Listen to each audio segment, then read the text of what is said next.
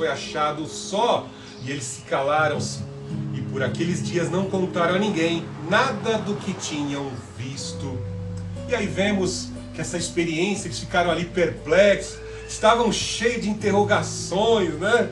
Veja no verso 45 aí que eles estão até receosos de fazerem questionamento, que o mestre estava um tanto que enfurecido por ver a dificuldade que os pequeninos tinham de entender.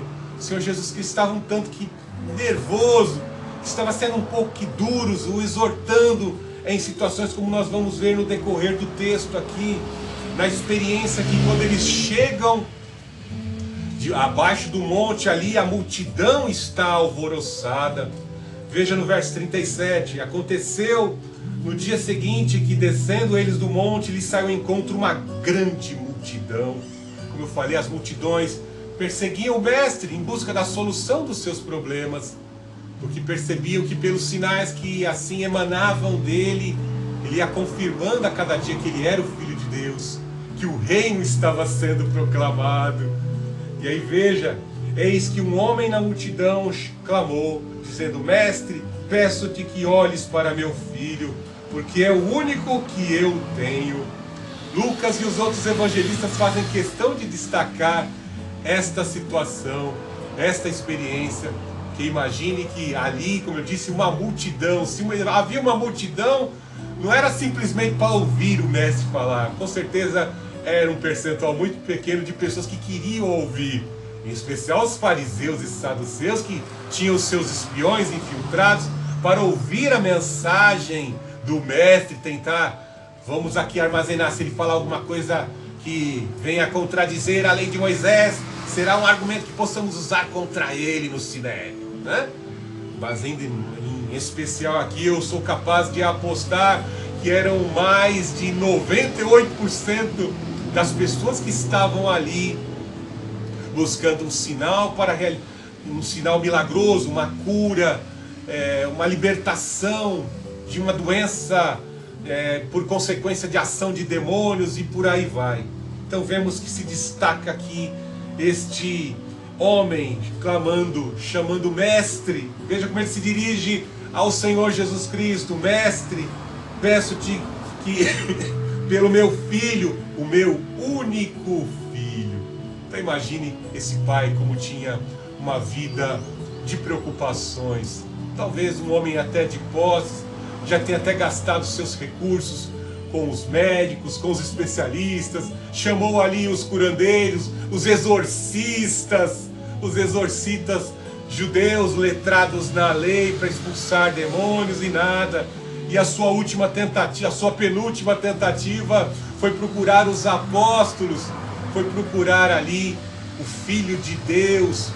Logo entendemos aqui diante dessa situação que o nosso Deus, Ele está olhando a multidão, Ele está olhando a todos que nesta manhã, nesse exato momento, estão invocando o seu nome. Todo aquele que invocar o nome do Senhor será salvo. Ele é a ressurreição e a vida. Ele tem promessas que vêm cobrir e nos trazer assistência. E nessa manhã, por meio desse texto, você que se encontra na multidão, clamando, buscando uma experiência com Deus, a salvação, o livramento, creia como esse homem, se dirija ao mestre. Naquela época não existiam Bíblias, mas se ouvia a Bíblia oral, era de ouvido a ouvido, de boca a ouvido, de boca a ouvido. E chegou neste homem. Vemos um destaque nesses textos que todos os evangelistas destacam aí, mães clamando por seus filhos. Vemos aí pais clamando por suas filhas. Jairo, de alta posição, ele vai atrás do mestre, tem que abrir mão do seu orgulho, da posição que exerce, e está ali indo atrás do mestre para curar sua filha. São exemplos lindíssimos, ilustrações para a nossa mensagem, que nos trazem esperança, mostrando que o Senhor ouviu a oração de um pai aflito, de um pai que está clamando, esperando em Jesus Cristo. Veja que no verso 39 ele dá o diagnóstico, o pai traz o diagnóstico, e Lucas, que escreveu este evangelho, ele é médico, ele faz questão de destacar o diagnóstico. Lucas, quando estava ali coletando os relatos para escrever o seu evangelho, ele fazia questão de identificar a questão da doença. Marcos também não era médico, mas fazia questão também de identificar, descrever as condições da doença, da enfermidade. No verso 39, eis que o espírito o toma de repente e clama, e o despedaça até espumar, e só o larga depois de ter quebrantado. Alguns identificam aqui que era um ataque epilético. Não podemos afirmar, em hipótese alguma, que todas as pessoas que tenham ataques de epilepsia sejam endemoniados.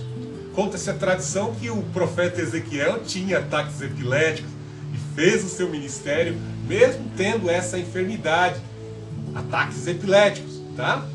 Mas em específico aqui Lucas faz questão de identificar que eram ataques epiléticos seguidos, implicados pela ação demoníaca no corpo daquele jovem. Ação demoníaca aqui demonstrando um estado de possessão demoníaca. Veja que aqui ele fala, eis que o espírito toma e clama, ele range os dentes. Os outros evangelistas fazem questão de destacar, ele range os dentes, o agita, o lança de um lado para outro. Ou seja, ele não tinha mais controle dos seus, o jovem não tinha mais controle autônomo dos seus membros por decisão. Ou seja, o demônio se instalava no cérebro e os seus membros não tinham mais controle, ele se agitava. Veja o poder sobrenatural desses demônios na vida do corpo desse jovenzinho. Imagine a aflição desse pai vendo uma situação como essa, né? O demônio lança ali a pessoa, atira a pessoa, e o intuito é o que? É despedaçar, como está sendo citado aqui na versão ACF, despedaçar, faz ele espumar pela boca, ou seja, perdia todo o controle sensorial da pessoa. Veja que depois de ter espancado muitas, as escoriações na pele, no corpo desse jovem eram bem presentes, bem visíveis, e depois o larga quebrantado. Trazia muita tristeza e opróbrio. Imagine, como eu disse, o pai vendo toda essa situação. Veja outra coisa interessante, eu roguei aos teus discípulos que o expulsassem, e não puderam, e não puderam. E Jesus respondendo disse, ó geração incrédula e perversa, até quando estarei convosco e vos sofrereis? Trazei aqui o seu filho.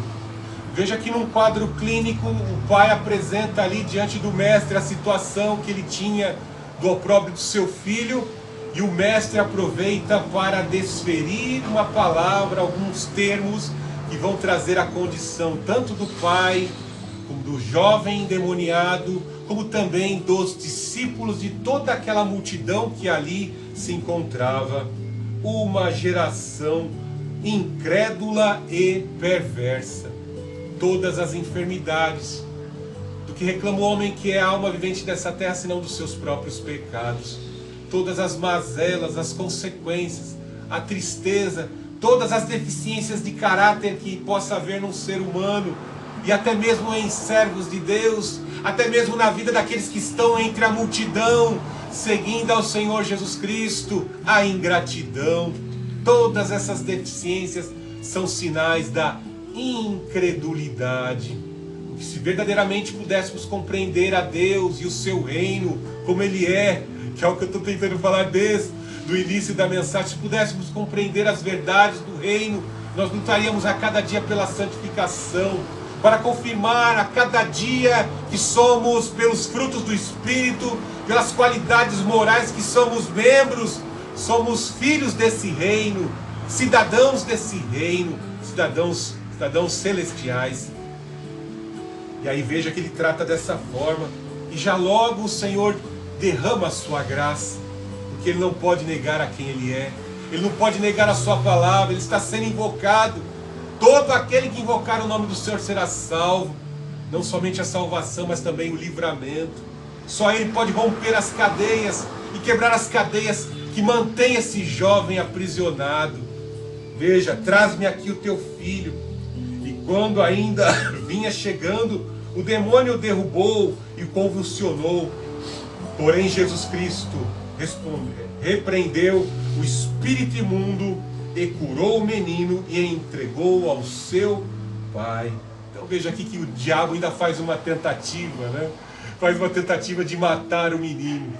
Nem que se matasse não seria um impedimento para o Filho de Deus ressuscitar aquele jovem que foi morto pelo inimigo. Mas Deus não permite, Ele repreende, a sua palavra tem poder. Assim como teve poder para trazer à existência as coisas que não existem, Ele tem poder para curar as doenças físicas, curou ele da epilepsia e curou ele daquela enfermidade maligna, daquele demônio que mantinha aquele jovem aprisionado. Grande verdade, nós temos que nessa manhã desempenhar a fé nesta grande obra, nesse desbaratamento de cativeiro que o Senhor Jesus Cristo assim realizou. Essa mensagem tem que trazer para o nosso coração mais fervor, mais resiliência, mais perseverança. Nós não podemos esquecer desta passagem, das diversas passagens da palavra de Deus, onde o Senhor vem para resgatar os filhos, vem para resgatar a família, vem para trazer alívio à vida daquele pai que clamava pelos seus filhos. Não podemos esquecer.